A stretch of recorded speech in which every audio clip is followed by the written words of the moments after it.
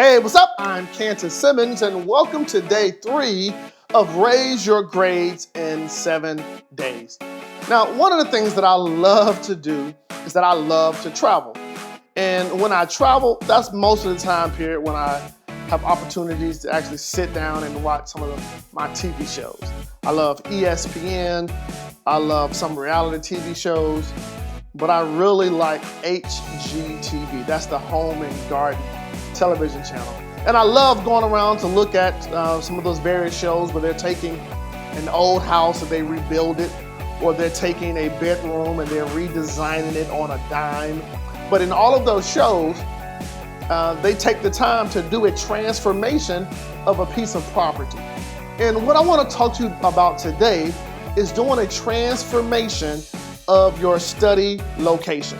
And today, the third fingertip to this 7-day course is simply this: develop and customize a study chamber.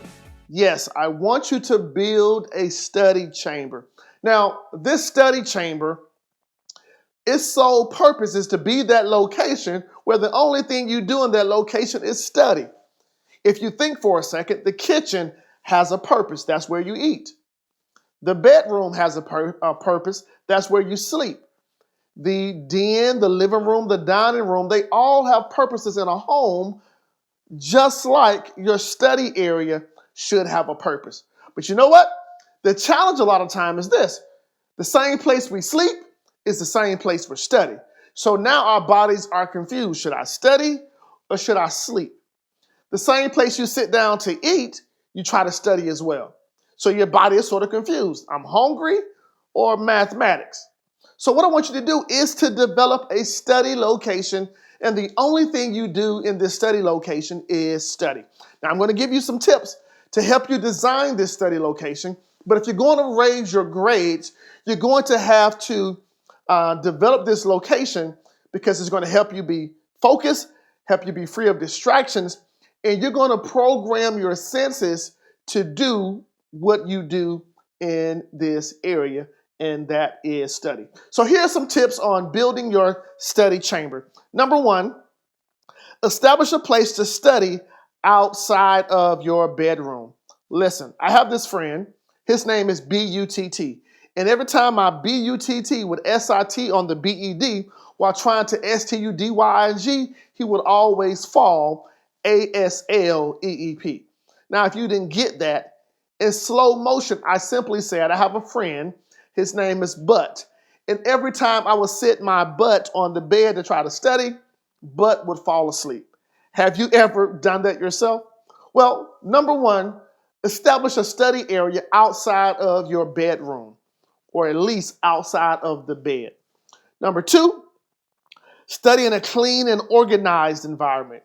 You want to make sure that everything is organized and is clean.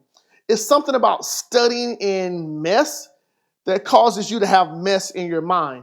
But if you can organize certain things and have your study area clean, it will allow you to be more focused and allow your thoughts to be clean, your thoughts to be more organized, and you can get more done in that study location. The third thing is to keep your study location cool. Warm rooms equal sluggishness. Cool rooms equal alertness. That's why when you go to a movie theater, most of the time it's cold in the movie theater. So you want to make sure that your study location has a nice temperature and is pretty cool.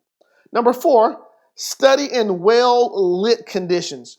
You must be able to see it if you will ever be able to learn it.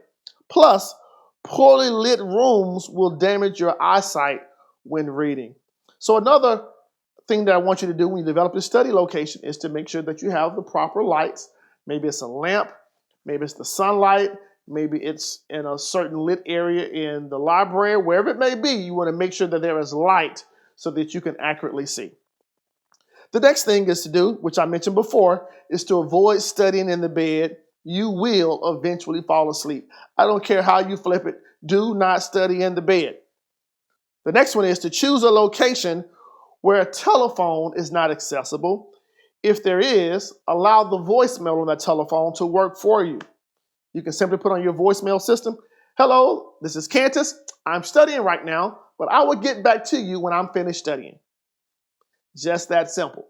So allow voicemail to work for you. If you're building your study location, make sure you have a place where there isn't a telephone. If you have a cell phone, either put the cell phone in the next room or turn the cell phone ringers, the bings, the tings, and all of that on mute. So when it's time to study, you can be free of that distraction. Another thing you can do to build your study location is to make sure a television isn't in operation near your location. You can't concentrate on two things. You're not that smart. So if there's a television in the room, make sure the television is off. Yes, make sure that the television isn't on, because you can't focus on studying and focus on the television. The next thing you can do to build your study location is to make sure that your study location, avoid that location being in a high traffic area, or of course you would get distracted. Now, studying in the library is a good place to build your study location, but you don't want to put your study location next to the vending machine.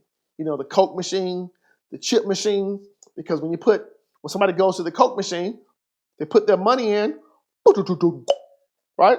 The Coke sounds, the drink sounds will be distracting to you.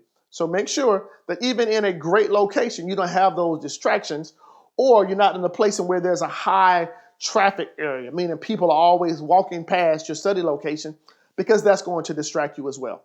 The next thing you can do to build your study location is to make sure that your study location, you're sitting in an upright place and you have a nice chair where you can sit upright and study. You don't want to slouch down. You don't want to lay down. You don't want to be on your knees, but you want to either sit or you want to stand. I like this table actually in my studio, because if I want to do work, I can stand. Because I'm standing, my body is in proper posture, the air is flowing, the oxygen is flowing, and now I can study and stay alert. So there are a few tips that you can do to raise your grades, and that's simply by building a study location. Listen, your body is programmed to do what it does when it goes to the bathroom. Your body knows specifically when it says bathroom what to do.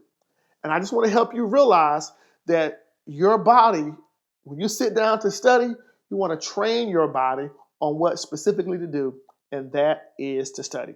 That's your third tip of this 7-day video course on how to raise your grades in 7 days. And I look forward to seeing you tomorrow. And remember this, only one game in life counts, and that's your A game. Talk to you tomorrow.